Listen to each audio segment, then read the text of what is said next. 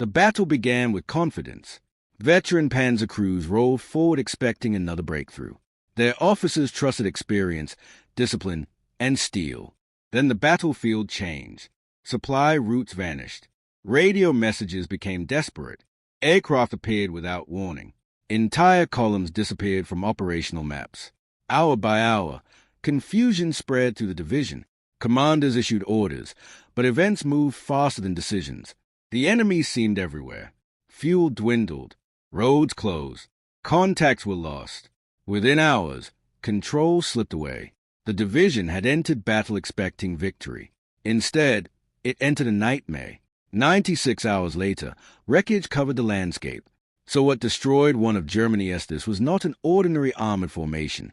The division had earned its reputation through years of combat, surviving campaigns that destroyed lesser units. Its officers were experienced, its crews battle-hardened, and its name commanded respect across the German army. Allied planners studied its movements, knowing it could still deliver dangerous counterattacks. Yet the strategic picture was darkening. Germany was losing ground, resources, and time. Many leaders clung to one hope. Elite panzer formations might somehow restore the initiative. On paper, the division remained a formidable weapon. But beneath the surface, small cracks were beginning to challenge that confidence. Everywhere the division appeared powerful, but appearances concealed a dangerous reality.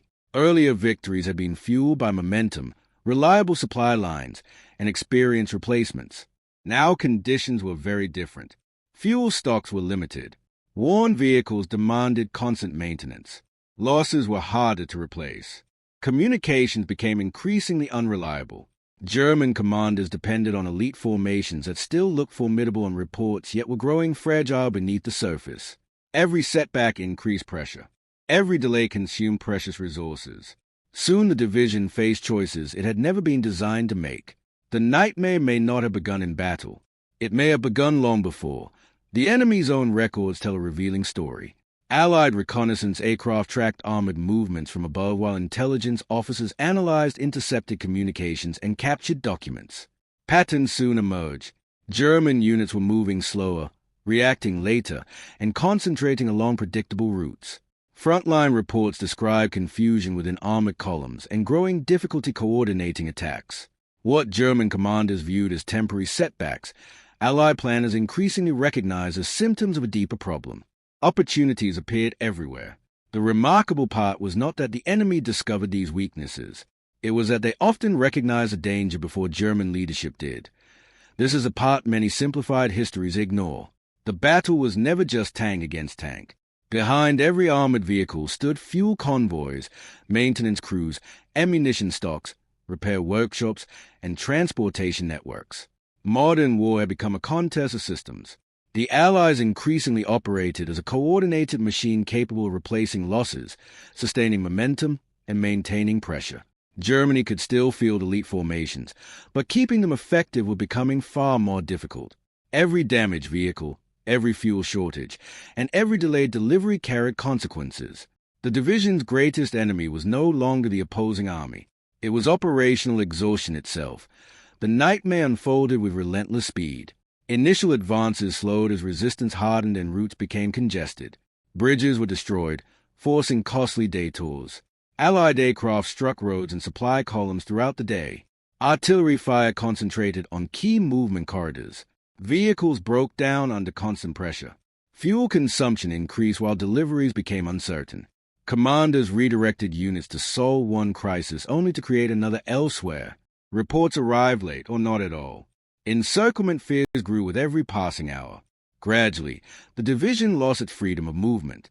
By the final stages, survival mattered more than achieving the original mission.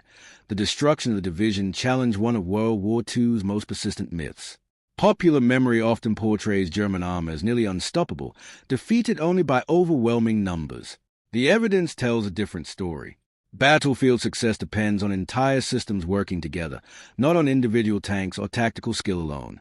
Even the most experienced crews could not escape shortages, disrupted logistics, and sustained pressure.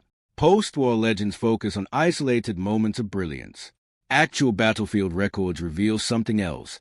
Strategic realities eventually outweighed tactical excellence. The division's collapse exposed the limits of reputation. No matter how formidable it appeared today, as the situation deteriorated, physical losses became only part of the problem. Battlefield reports revealed growing uncertainty, fragmented communication, and conflicting information. Commanders struggled to understand what was happening around them. Decisions were delayed.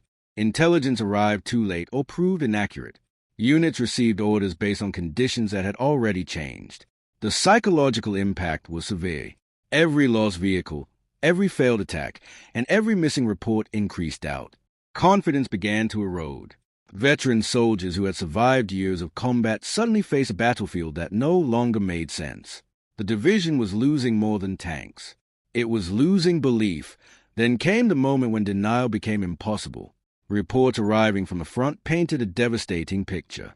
Tanks had been destroyed or abandoned. Vehicles lined roadsides awaiting fuel that would never arrive. Casualties mounted. Communications networks were fractured.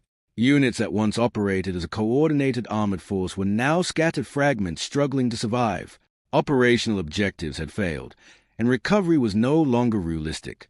Even senior German commanders could no longer disguise the scale of the disaster. The evidence was overwhelming. The elite division still existed in name, but its battlefield effectiveness had been shattered. The nightmare was complete.